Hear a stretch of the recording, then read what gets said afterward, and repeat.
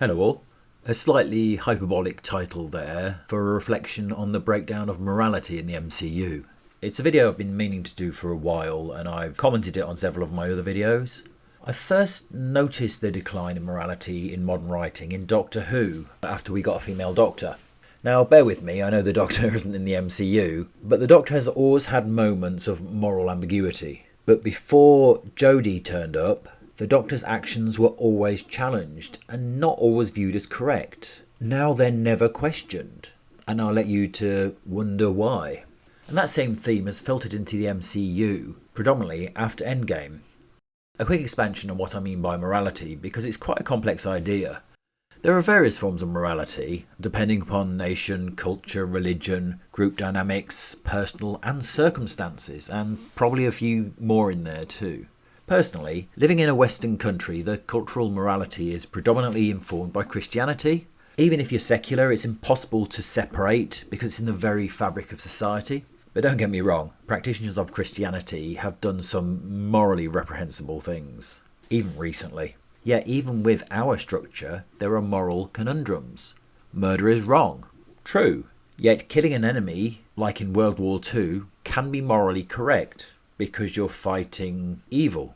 A position that, ironically, informs the blue-haired lunatic fringe, who are ideologues and convinced that anyone who disagrees with them is evil and therefore any action against them is justified. What I find morally okay, you might not, and vice versa.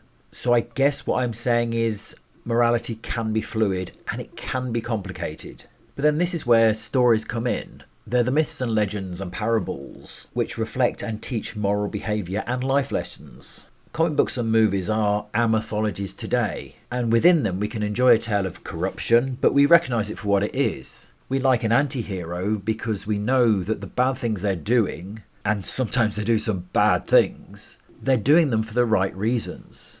And we also recognise straight up heroism, and get an itch under our skins when something just doesn't sit right. Well, we should anyway. Neil DaCosta, director of the upcoming Marvels, thinks Captain America is an anti-hero for not killing Vision in Infinity War. Now you can argue the correctness of that decision, though as it turned out, it was the right one for them to win in the end. But if you think about it for a second, the idea that Cap choosing not to kill a friend makes him an anti-hero is just bizarre. It's not what an anti-hero is. So what is her understanding of the morality of a hero? It really feels like the current crop of creatives in Marvel don't seem to understand basic moral concepts. I think in part it's because ideology gets in the way. They indulge in self-censorship based on the inherent characteristics of the characters they're writing. There are self-imposed rules they follow. They have a particular message to deliver, and it doesn't matter if that skews the hero's actions or the moral core of the piece. I'm going to go through some of the more egregious cases, starting with Black Widow. It's a very small one, this, but Melina, her fake mother, is a psychopath who tortures animals and created the control mechanism used on the widows. Yet for some reason, she gets to skip off into the sunset. The message in this film seems to be men bad, grr patriarchy, because all the women are victims, which then skews the morality because even a psychopath has to be a victim. And apart from that, it just ends up being a bit boring. This narrative is echoed in WandaVision. And I said before, much as I like the first 5 episodes, it does drop off a cliff, but it also does a deep dive into this wonky morality. In her grief, Wanda takes a town prisoner and makes them live out her sitcom fantasy. Initially you get the impression she's not in control. At a certain point it hints that she may have split into a second personality who protects Wanda from the grief and sustains the delusion. But it turns out she is in control, she always was, and she knows exactly what she's doing. So this is a conscious decision. And the experience for the townsfolk is torturous. Monica Rambeau, who has experienced this torture firsthand, defends Wanda at one point, saying, with her power she could have done worse. I mean, what kind of defence is that? It's literally like, he killed 20 people. Yes, but he could have killed 30. Yes, but he killed 20 people. It's not an excuse. It's not a defence. And then at the end we get the ultimate line which really damaged the series for me when Monica tells Wanda, who, just to reiterate, has tortured a town of 3,000 people for weeks, that they'll never know what she gave up. And again, Wanda drifts off into the sunset. And if you've seen Doctor Strange Multiverse of Madness, she goes on to murder countless people after being told by Doctor Strange that the stuff in the town didn't really matter because she put it right. You know, she stopped torturing them. It's fine, it doesn't matter. I mean, sure, Wanda had to give up her make-believe world, and I'm sure that was painful, and it clearly led her down a dark path. But I say again, she tortured 3,000 people and there were no consequences. Conversely, the guy trying to stop her is arrested and is somehow the bad guy. And I'm still not totally sure what he did wrong. In Falcon and Winter Soldier, the writers attempt to make the Flag Smashers sympathetic, but they steal aid meant for others because they think their people deserve it more. In Sam's terrible speech, he tells a senator, who the Flag Smashers just tried to kill, not to call them terrorists. But they literally use terror tactics. They use violence to steal, terrorise and murder innocent people. And after one such murder, one of them says to the leader, who is a tiny ginger woman, that she's like Captain America. As I say, they'd kidnapped the very people Sam is talking to and tried to kill them. What else do you call them but terrorists? Clearly they also wanted to show Walker to be a bad guy, but it really doesn't work for me.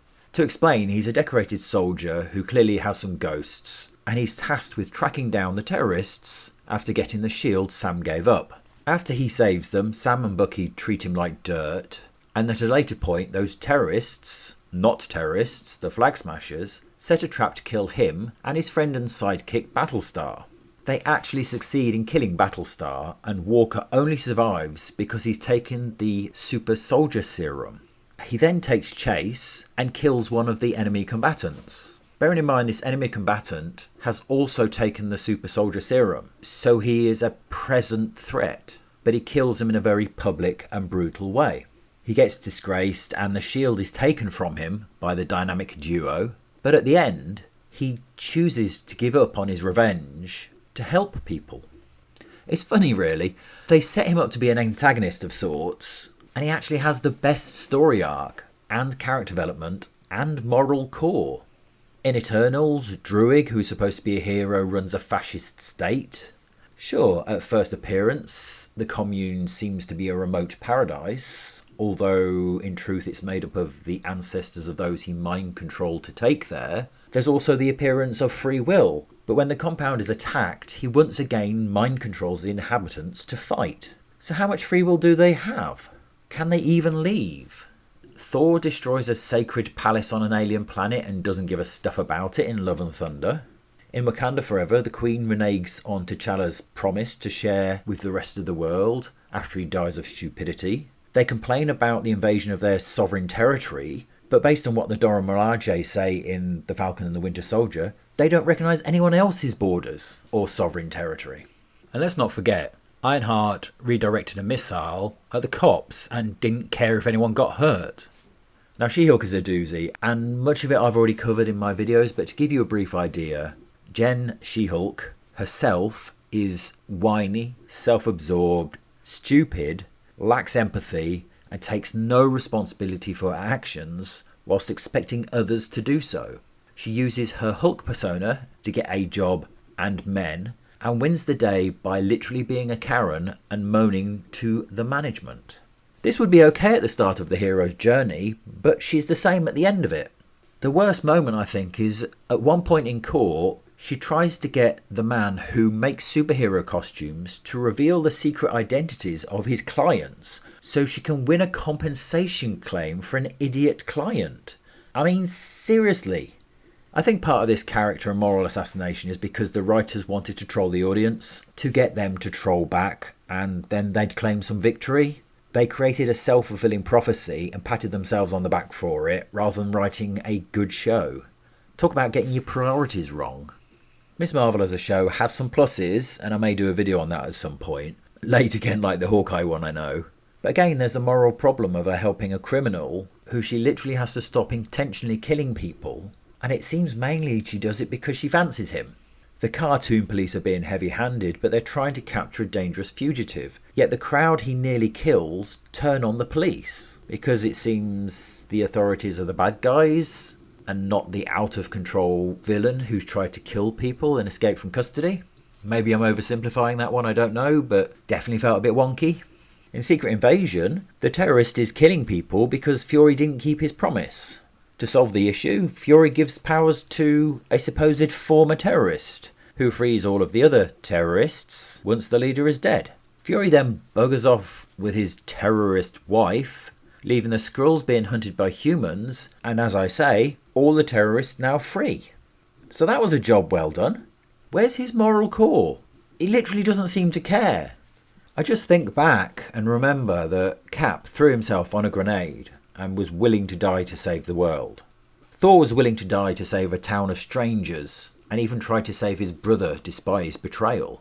Iron Man changed his entire life and company after realising what it had become, and was again willing to die to protect the Earth, and in the end did make that ultimate sacrifice. The same with the Guardians. Doctor Strange, whilst the ending of the film was a little lacklustre, was willing to die over and over again for eternity to protect the Earth. It may be a bit black and white and perhaps on the nose, but these are the actions of heroes. I just don't feel that resoluteness from any of the new crop. As Cap would put it, I've seen the footage. The only thing you really fight for is yourself. You're not the guy to make the sacrifice play, to lay down on a wire and let the other guy crawl over you.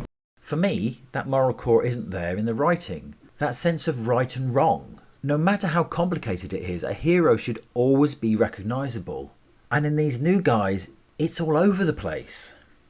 I'm going to leave it there, and you may be thinking, hang on a second, there's a certain pattern to these examples.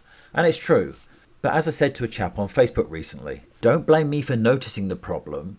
Blame the writers who wrote them that way. It's that simple. Thanks for listening.